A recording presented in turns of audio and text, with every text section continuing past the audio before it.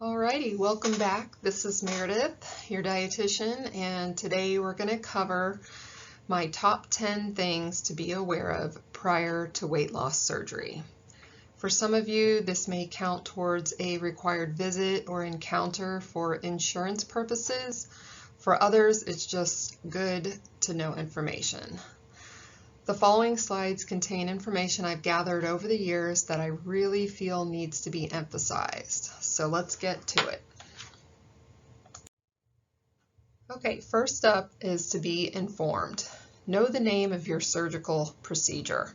The three most common are the sleeve gastrectomy, also called the sleeve, the Roux-en-Y gastric bypass, also referred to as the gastric bypass, and the third one is the BPD-DS, which stands for the biliopancreatic diversion with a duodenal switch, also called the switch.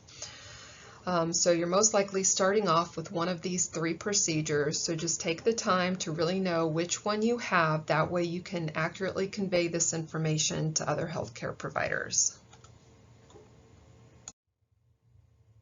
The next thing you can be doing is to practice the Nutrition 101 principles.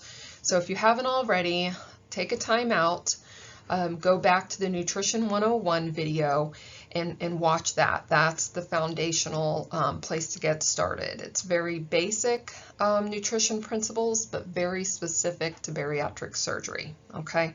So taking what you learn from that video and putting it into practice. Okay, so until you're instructed to begin the 2-week liver shrinking diet, you can practice making these changes to your diet. So first, eliminate any sugary drinks, include plenty of protein and vegetables, and trial a variety of protein supplements.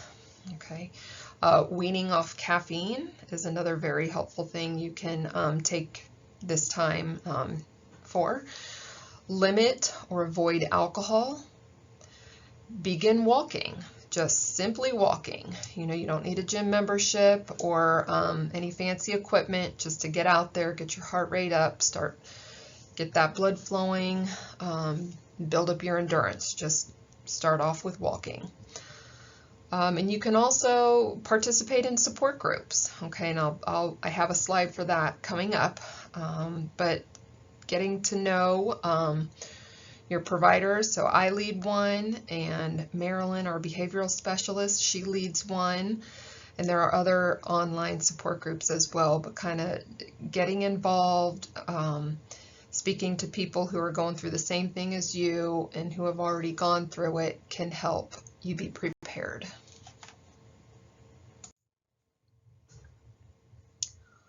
All right, so like I said, support groups.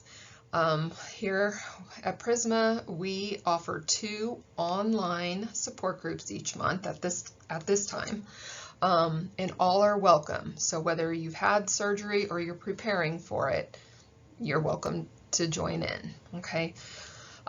Marilyn, our behavioral nurse, she leads one. It's the first Tuesday of each month from 5:30 to 6:30 p.m.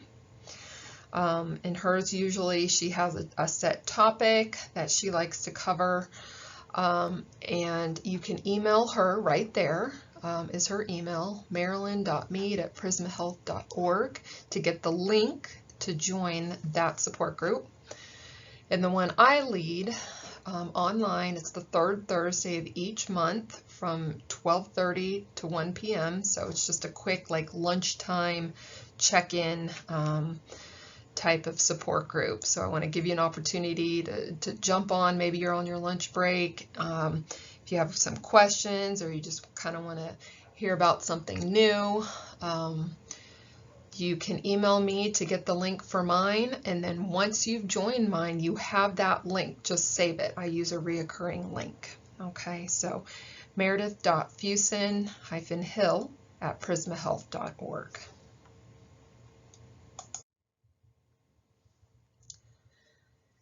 Sensory changes. This is a big thing. So things change after surgery, okay? We're talking changes in your appetite, your taste, and your smell.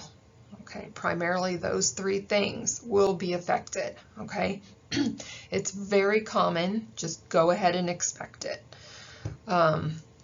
You are not going to feel hungry after surgery, not right away anyway. So also things taste and smell different. So things you used to love, after surgery you'll find that you don't care for them, or they may make you sick to your stomach. Okay, so that's very, very common. But it's still important to eat. We have to eat to nourish our body. Okay, so for a little while we eat what we call according to the clock. Okay, so when it's time to either eat a meal or have a snack like your protein supplement, you do that. You try. Okay, and that's why we also start very small. But in the first couple, for example, the first couple days after surgery, staying hydrated is your biggest priority.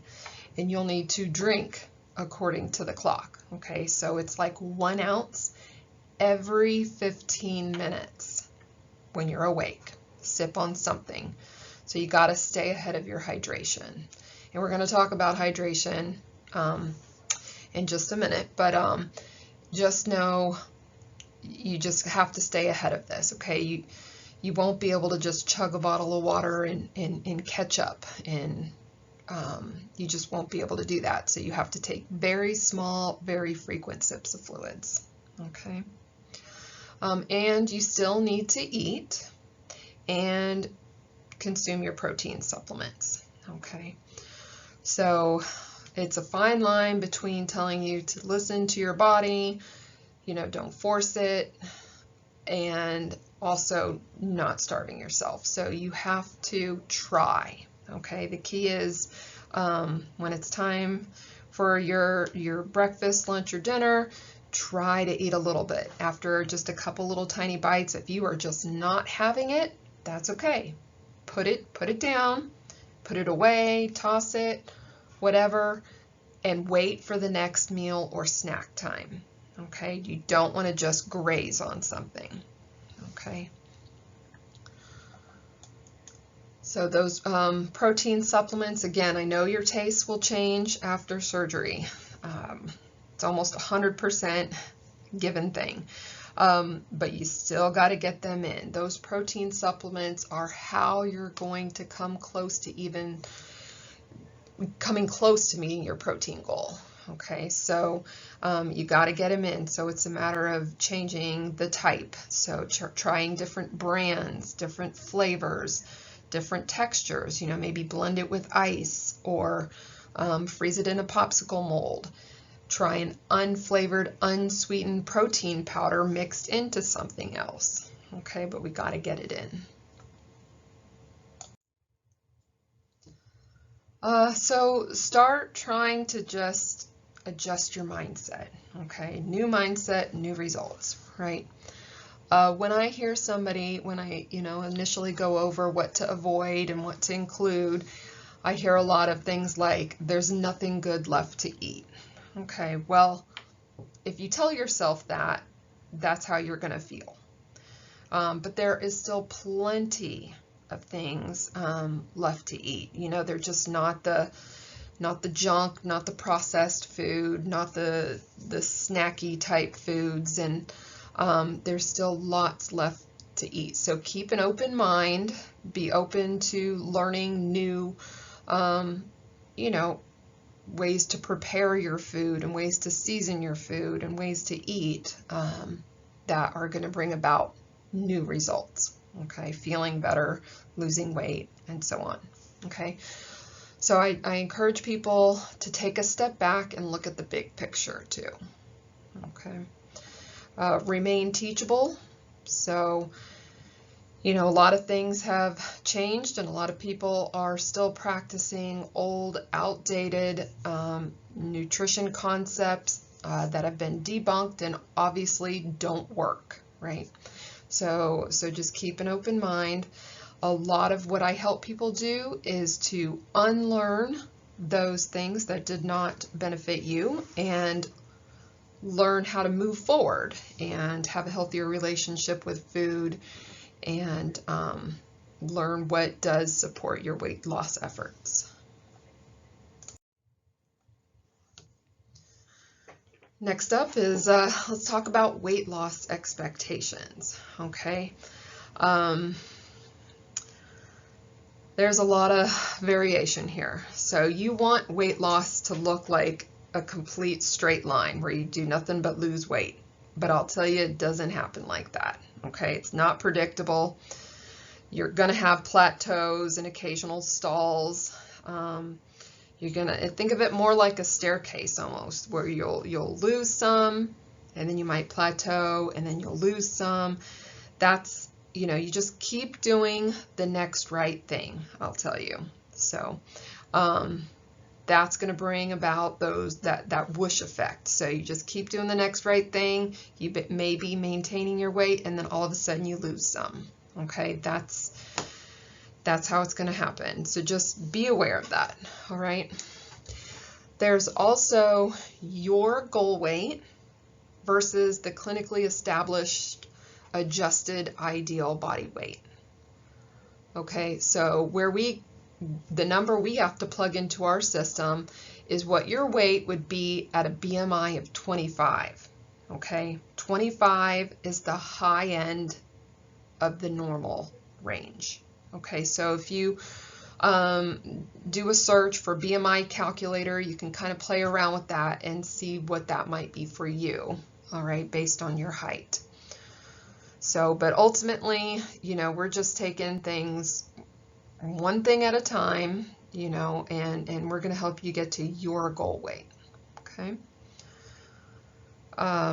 Everybody loses weight at a different rate. Okay. Somebody who is 500 pounds is probably going to lose more weight quicker than somebody who is 200 pounds. So just keep that in mind too. Plus age, whether you're male or female, other health issues going on, medications you may be taking. There are a lot of factors that go into determining how quickly and how much weight you're going to lose. Okay, but I will tell you, the first year after surgery is known as the honeymoon phase. This is when you're going to lose weight pretty rapidly, almost no matter what you do. Okay, so in this first year after surgery, we're really helping you make the most of it and maximize your weight loss during this time.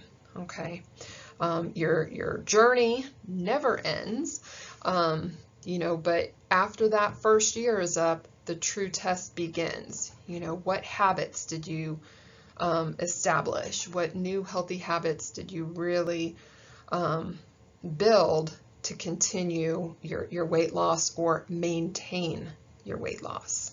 Okay. We just want to be realistic, all right, about how much weight you're going to lose and how fast. If you're going to weigh yourself at home, I recommend once a week.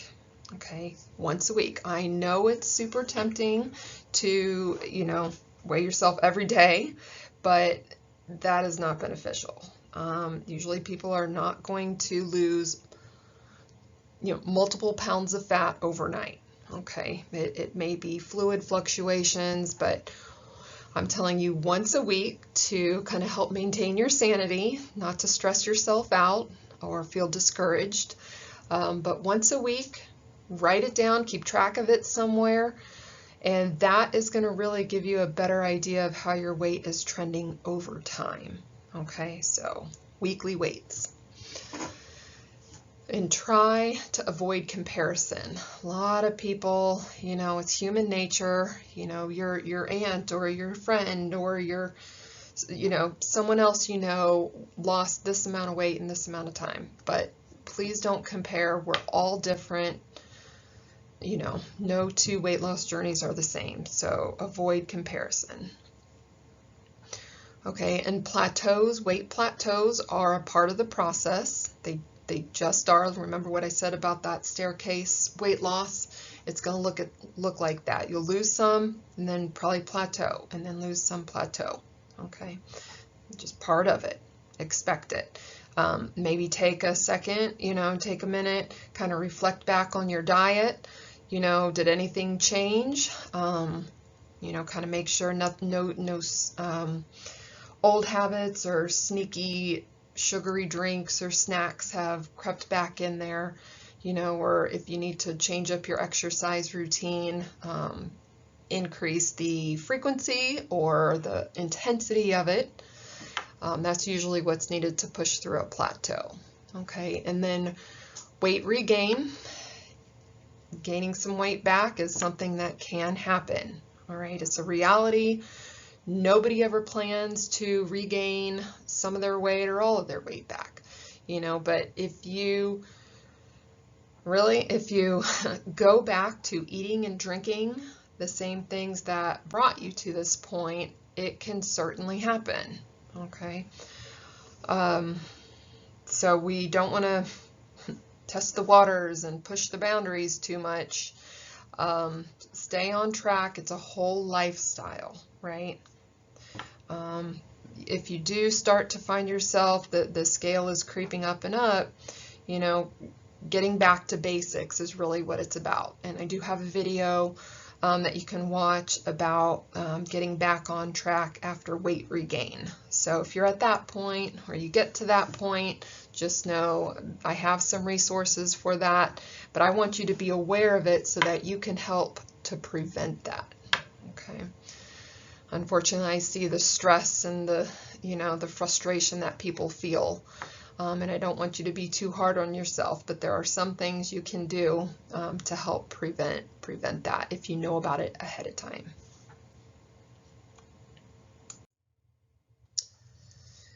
Hydration. Like I said, this is very, very important. Your fluid goal is 64 ounces a day. That's a minimum. You can go over that, but a minimum of 64 ounces a day. Your protein supplements, the fluid in your protein supplements does count towards that 64-ounce goal. Okay. Hydration, it should be from sugar-free, non-caffeinated, non-carbonated beverages. And I do encourage you to avoid alcohol for at least the first year after surgery. Okay. For many reasons. It's dehydrating. People tend to not make the best decisions with alcohol, especially when it involves food. Plus just the effect that the alcohol itself has on your metabolism. So follow me here. So not only if your alcohol is mixed with something sugary or carbonated, but the alcohol itself can slow down your metabolism by up to 70% for the following 24 hours after one drink. Okay, so it really slows things down. And again, that first year we're really helping you maximize your weight loss, and there's really just no place in your diet for alcohol. Okay.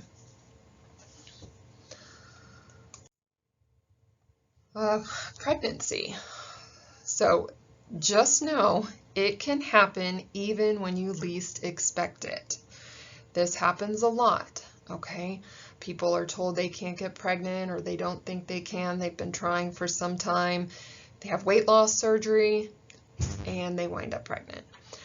So just be aware, all right? All women of childbearing age should be on a reliable method of birth control. It's recommended to wait at least 12 to 18 months after surgery before getting pregnant. Okay. If pregnancy does occur, make sure you consult with your bariatric surgeon and your obstetrician to work out a plan for you. Okay. A lot of people it brings about mixed feelings because they want this pregnancy, but they did just have weight loss surgery and their hopes are to lose weight. So you're kind of battling two different things there. A healthy pregnancy can certainly happen, but we really encourage you to be aware of this and to wait. Okay, wait that year to year and a half after surgery.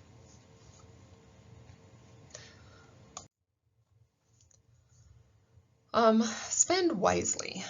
So this is an exciting time, and I know a lot of people go out and they buy all the cookbooks and get the best gym memberships and personal trainer packages and things like that, but it's not necessary, okay? Measuring spoons and measuring cups from the Dollar Tree are really going to help you as far as measuring portions, okay? You just need pretty much a tablespoon and then eventually those dry measuring cups, which again, you can get at the Dollar Tree. Those work just fine, okay? You don't really need a fancy food scale because especially early on after surgery, we're really going by volume of food, not weight. Okay, so measuring spoons are going to help you measure volume, whereas a food scale measures the weight. Okay, so you don't need fancy utensils or plates and dishes. Eating off of a smaller, salad plate or like a teacup, a saucer might help. Just kind of mentally doesn't make it seem quite as extreme, the small portions. So just use your smaller salad plate. Tracking devices, so those can come, I think they're great, like Fitbit or your Apple Watch, things like that track your sleep and your steps and your heart rate.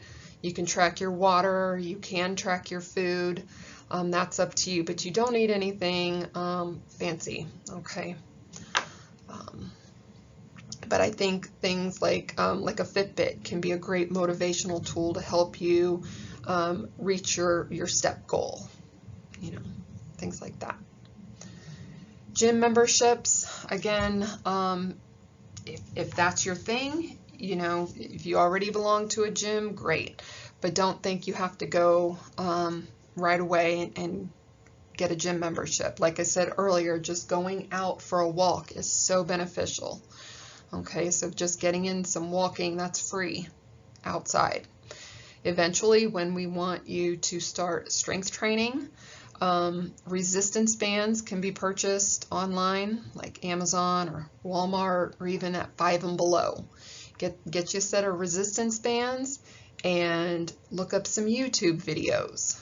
Okay, some personal trainer videos on YouTube where they guide you through how to properly use those resistance bands to get a good full body workout. Okay, upper body, lower body, core. That's free. So start there at least. That'll save you a little bit of money. There are quite a bit of cookbooks for bariatric surgery, but I do know that it's not required. Okay, a lot of things are online already, so go to different blogs, different websites, and get that information for free. It's also a matter of just kind of adjusting almost any recipe, just kind of making it healthier by making sure there's a protein source and a vegetable, and then passing on the sugar or the starch in it, right? And we can do another class on that, like kind of how to healthify a recipe. But food scales, blenders, not really necessary. When you get to that, what's known as the pureed stage, I prefer to call it the mushy stage, you don't really need a blender or a food processing machine, okay?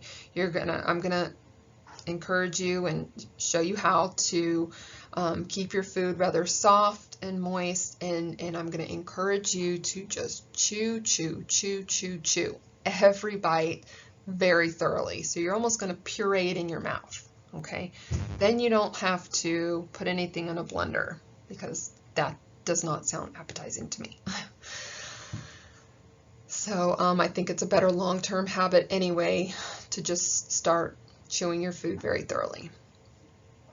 There's the restaurant card that we can give you after surgery. It's to allow you to order from the kids menu in order to get smaller portions. Okay, now I say appropriately because it should not be used for chicken nuggets and macaroni and cheese and French fries and so on, right? But some places you go, you can get a decent meal from the kids menu. That's like steak tidbits or broccoli or, maybe a fruit cup or something like that. Okay, so after surgery, ask us for the restaurant card. And then probably the biggest money saver truly is meal planning. So it doesn't need to be anything elaborate, but getting ahead, planning ahead. Usually people will go about a week out. Just get an idea of what do you have planned? What are your activities and what does your schedule look like? When are you going to have time to cook, if at all, right? And then make your grocery shopping list based off of your weekly meal plan. Okay, just get an idea, plan on leftovers. Again, this is a whole other topic we can talk about, ways to save money and how to meal plan properly. Okay, again, it doesn't have to be perfect, but it'll save you some money in the long run. Some bonus material. This book right here, if you want to get a book, I do think this one is a great reference guide. Okay. It's the complete guide to weight loss surgery. It's written by 2 dietitians, and it's very easy to read. Again, good to reference. So if you want to get something in your hand, this would be the one I'd suggest. Okay. Also, make sure, if you haven't already, subscribe to the Prisma Health's Transformation. It's a monthly e-newsletter that comes out with tips from other dietitians too, and doctors, bariatricians, behavioral specialists, things like that. And then just from a variety of sources online. So there's articles on obesityaction.org and podcasts and recipes on bariatriceating.org. So just look around, and there's a lot of material you can get for free. A few final thoughts here. It's not always easy, but it is rather simple. It's not always easy to make changes and make them last, and trying not to revert to old habits, but it can be rather simple. Okay, meaning, what do I eat? Well, what's your protein and what's your vegetable? Those 2 things. Okay, drink plenty of water. Go out for a walk. Aim to get at least 8 hours of sleep a night. It's those little things you do consistently that add up over time. Okay. And then make sure you do have a copy of the Weight Management Center, our nutrition booklet. Okay. You can get it on my bariatric surgery nutrition education site. You can get a digital copy, or the next time you're in office, just ask for a hard copy and we'll get you one. Okay. Lots of good information in there. Use it as your reference guide. And that's it. If you guys have any questions, feel free to email me, ask next time you come in, you can call, and we'll help you from there. So I hope you guys found this helpful.